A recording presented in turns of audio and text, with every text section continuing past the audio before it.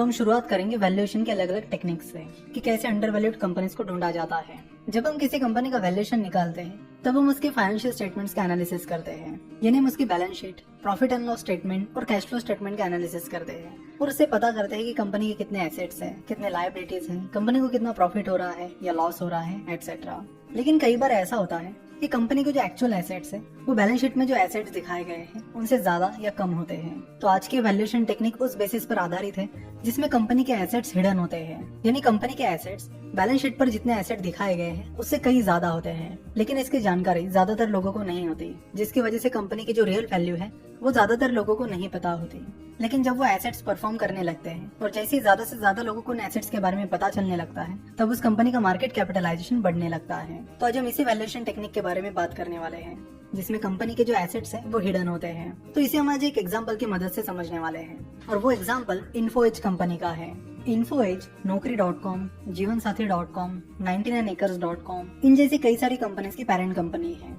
अपने सारे अलग अलग पोर्टल्स को चलाने के अलावा कंपनी बहुत सारा पैसा स्टार्टअप्स में इन्वेस्ट करती है। अगर आप इन्फोएज का एनुअल रिपोर्ट देखोगे तो आपको पता चलेगा कि कंपनी हेवीली स्टार्टअप्स में इन्वेस्ट कर रही है और उसमें से अच्छे खासे रिटर्न्स भी कमा रही है। फाइनेंशियल ईयर 2016-17 में कंपनी ने 79 करोड़ रुपए स्टार्टअप्स में इन्वेस्ट किए थे।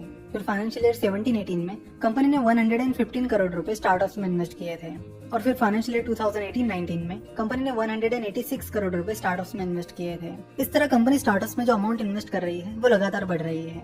इन्फोएज ने food delivery company Zomato, insurance aggregator company Policybazaar, उसके बाद हैप्पीली अनमैरिड, ग्रामोफोन, मेरिट नेशन, शॉप किराना, जिपसर्व इन जैसे कई स्टार्टअप्स में इन्वेस्ट किया है और इनमें से कई सारी उनकी इन्वेस्टमेंट डील काफी सक्सेसफुल रही है। अगर आप जोमेटो की बात करोगे तो कंपनी ने जोमेटो में 150 करोड़ के करीब इन्वेस्ट किया है और कंपनी के पास जोमेटो का 26% स्टेक है। पॉलिसी बाजार की बात की जाए तो कंपनी ने पॉलिसी बाजार में 162 करोड़ रुपए इन्वेस्ट किए हैं और इन्फोएज के पास पॉलिसी बाजार का 11% के करीब स्टेक है।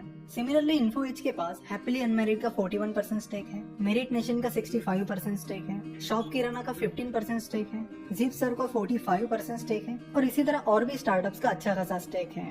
इन्फोएज की बहुत सारी स्टार्टअप्स डील काफी सक्सेसफुल रही है। अगर हम जोमेटो की बात की जाए तो इन्फोएज की जोमेटो डील काफी सक्सेसफुल रही है।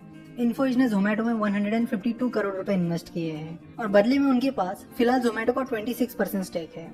अगर जोमेटो के वैल्यूएशन की बात की जाए तो जोमेटो का वैल्यूएशन फिलहाल $3 बिलियन है, यानी करीब 21,000 करोड़ है। तो इस वैल्यूएशन के हिसाब से इन्फोएज का जोमेटो में जो 26% स्टेक है उसकी वैल्यू फिलहाल 5,500 करोड़ के करीब है। तो 152 करोड़ की इन्वेस्टमेंट की वैल्यू फिलहाल 5,500 करोड़ होना काफी अच्छी बात है और काफी अच्छी इन्वेस्टमेंट है। रिसेंटली इन्फोएज ने अपना कुछ जोमेटो का स्टेक $50 मिलियन यानी करीब 350 करोड़ में बेचा है। तो धीरे धीरे इन्फोएज जोमेटो के इस इन्वेस्टमेंट से प्रॉफिट भी बुक कर रही है। जोमेटो के साथ ही कंपनी की पॉलिसी बाजार की इन्वेस्टमेंट भी काफी ज्यादा सक्सेसफुल रही है। इन्फोएज ने पॉलिसी बाजार में 162 करोड़ रुपए इन्वेस्ट किए थे और उसके बदले में इन्फोएज के पास फिलहाल पॉलिसी बाजार का 11% स्टेक है।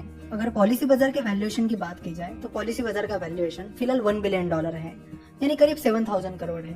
तो 7,000 करोड़ के 11% यानी करीब 750 करोड़ होता है। तो पॉलिसी बाजार में उनकी जो 162 करोड़ की इन्वेस्टमेंट थी उसकी वैल्यू अब करीब 750 करोड़ रुपए हो गई है। तो ये डील भी इन्फोएज के लिए काफी सक्सेसफुल साबित हुई है। इसी तरह और भी कई सारी इन्वेस्टमेंट डील्स हैं जो उनके लिए काफी अच्छी साबित हो रही है, जिसमें वो मल्टीफोल्ड रिटर्न्स कमा रहे हैं। तो इन्फोएज खुद एक वैल्यू इन्वेस्टर है। वो स्टार्टअप्स में तब इन्वेस्ट करते हैं जब उनकी वैल्यू किसी को नहीं पता होती और बाद में उस पर अच्छा खासा रिटर्न कमाते हैं। साथ ही उनकी हमेशा ये कोशिश रहती है कि कम से कम इन्वेस्टमेंट में ज्यादा से ज्यादा स्टेक लेना और अपनी स्ट्रेटेजी का इस्तेमाल करके वो स्टार्टअप इन्वेस्टमेंट पर अच्छा खासा रिटर्न कमा रहे हैं। बहुत सारे इन्वेस्टर्स को कंपनी के सारे एक्टिविटीज के बारे में ज्यादा जानकारी नहीं है, क्योंकि बैलेंस शीट पर जो चीजें दिखती है वो कुछ अलग होती है और एक्चुअल में कई सारे एसेट्स की वैल्यू बैलेंस शीट पर दिखाई हुई वैल्यू से डिफरेंट होती है। यही केस इन्फोएज के साथ भी हुई है।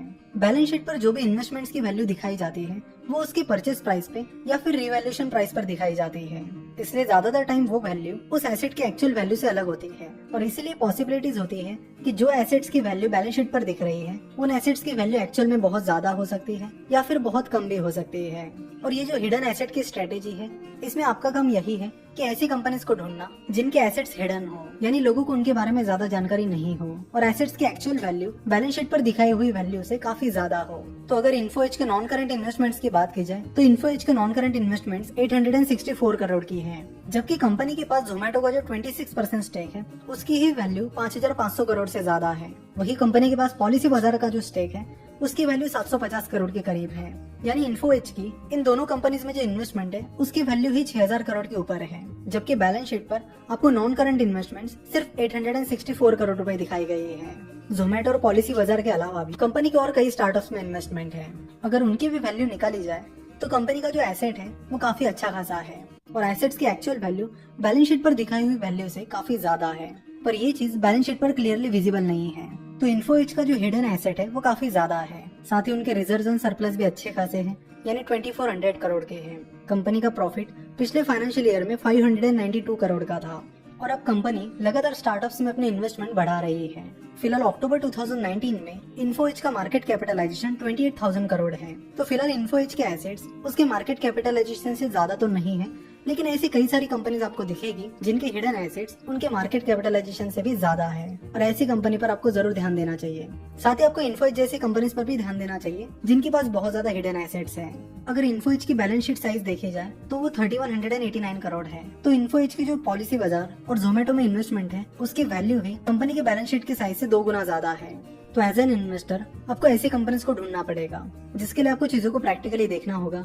जो इन्वेस्टमेंट की है उनकी वैल्यू देखनी पड़ेगी। फॉर एग्जांपल यहाँ पर इन्फो स्टार्टअप्स में इन्वेस्ट कर रहा है तो आपको स्टार्टअप्स की जानकारी लेनी होगी, कैसे वैल्यूएशन चल रहे हैं, कितना प्रॉफिट वो इनकैश कर रहे हैं, इन चीजों पर भी ध्यान देना होगा।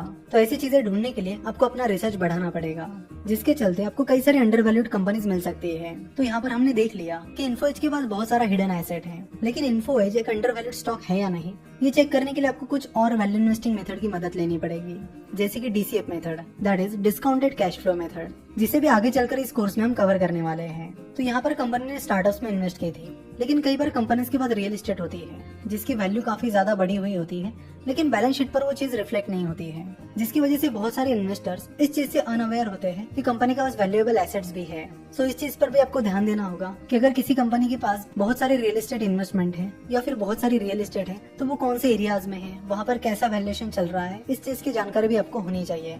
और एनुअल रिपोर्ट का डीप एनालिसिस करने पर आप ऐसे हिडन एसेट्स को ढूंढ सकते हो। तो वैल्यू इन्वेस्टिंग के इस एपिसोड में हम यही रुकेंगे और नेक्स्ट पार्ट में हम बात करेंगे ऐसी कंपनी के बारे में कि एक टाइम जिसके एसेट्स उस कंपनी के टोटल मार्केट कैपिटलाइजेशन से भी ज्यादा थे, फिर बाद में उसका क्या हुआ इसके बारे में भी हम बात करेंगे।